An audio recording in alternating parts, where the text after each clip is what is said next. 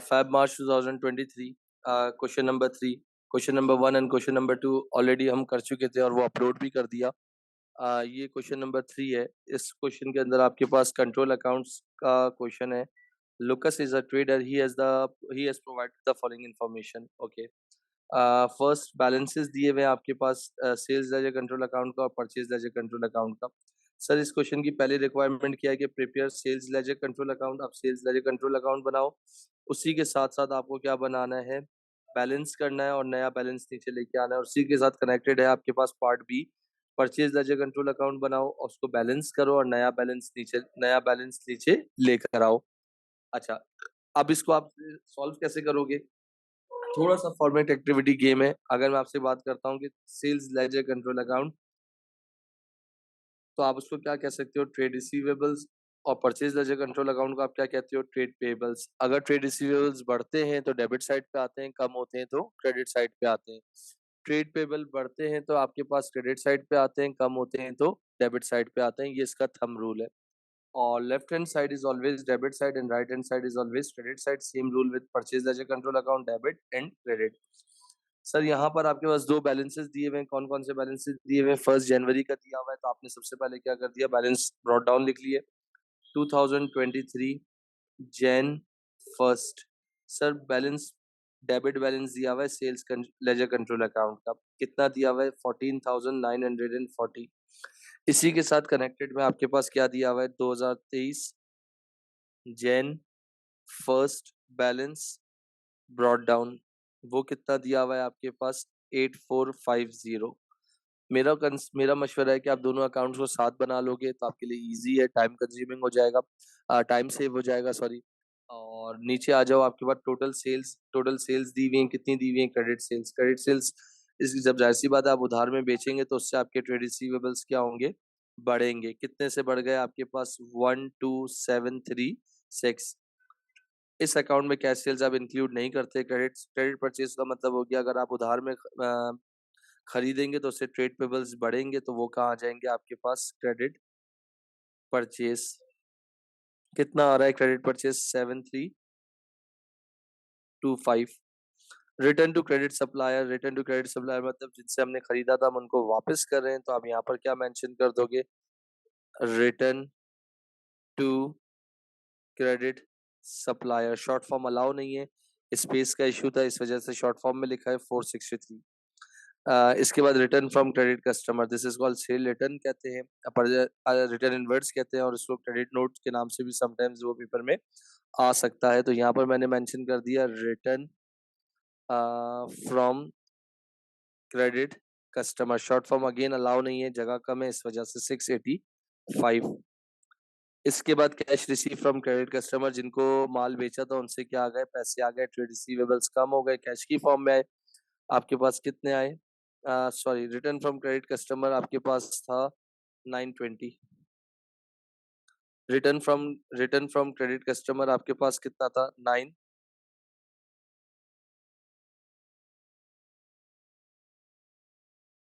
Return from credit customer आपके पास कितना था, 920। तो आपने मेंशन कर दिया।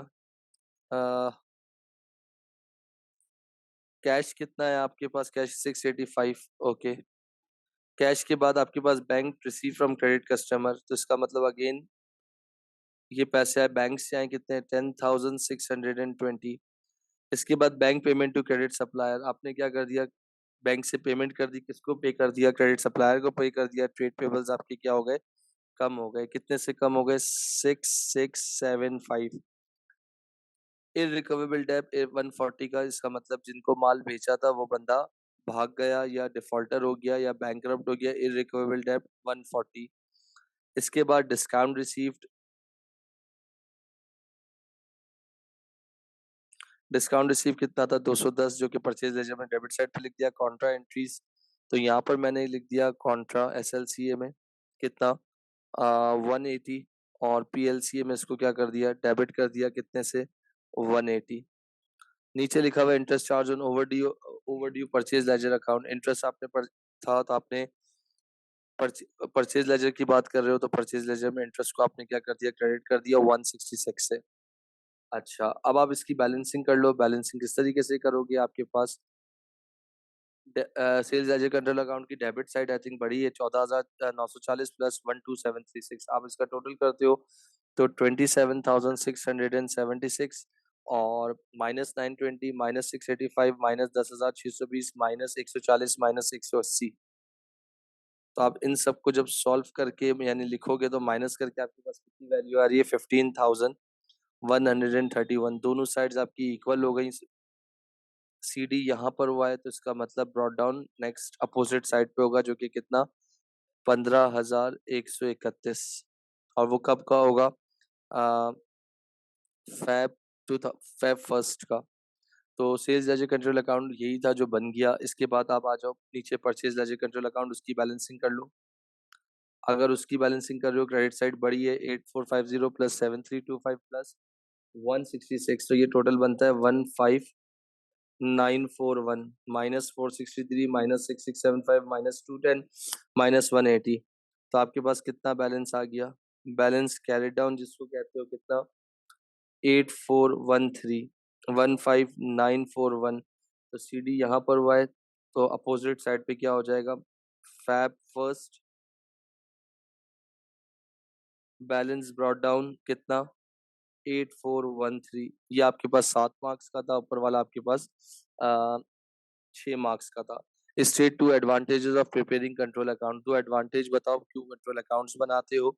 मैं आपको मल्टीपल एडवांटेजेस बता देता हूँ, आप देख लीजिएगा। यहाँ पर लिख दिया, help in preparation of of final accounts. अच्छा, इसके अलावा अगर आप और लिखना चाहो तो to check arithmetical accuracy of ledger, to detect frauds and misappropriation of funds, to detect errors। जो भी लिखना चाहो आप लिख लो। दो मांगे हैं तो help in preparation of final accounts हो गया। आप यहाँ लिख दो, to detect fraud and miss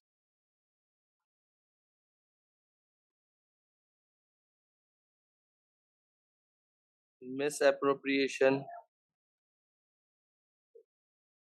of funds. और चाहो तो to check arithmetical accuracy of ledger भी लिख सकते हो। टू टू प्रिवेंट फ्रॉड भी लिख सकते हो, टू डिटेक्ट एरर्स भी लिख सकते हो, जो भी लिखना चाहो।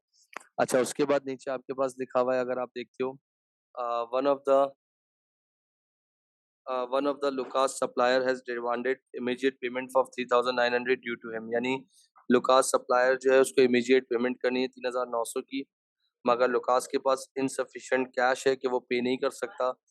ही is he is considering selling some office equipment, यानी वो अपने ऑफिस इक्विपमेंट बेचना चाहता है जिसकी कॉस्ट 6,000 रुपये है। And has fully depreciated, Lucas has been offered 2,500 cash for equipment. यानी अगर आप इस केस को देखते हो तो यहाँ पर अगर आपके पास है, लुकास की इसकी बात करते हो, तो यानी एडवाइस करो लुकास को कि उसको अपना इक्विपमेंट बेचना चाहिए या नहीं बेचना चाहिए। सही है, 5 मार्क्स आपके पास मौजूद है।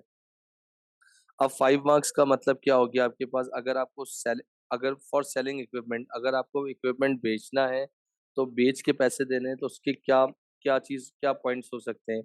तो आपके पास, अगर मैं आपसे बात करता हूँ, रिलीज फंड्स टू पे मोस्ट ऑफ अमाउंट आउटस्टैंडिंग, यानी इंक्रीज लिक्विडिटी। जब आप अपने नॉन करंट एसेट्स को बेचोगे तो उससे आपकी लिक्विडिटी इंक्रीज हो सकती है।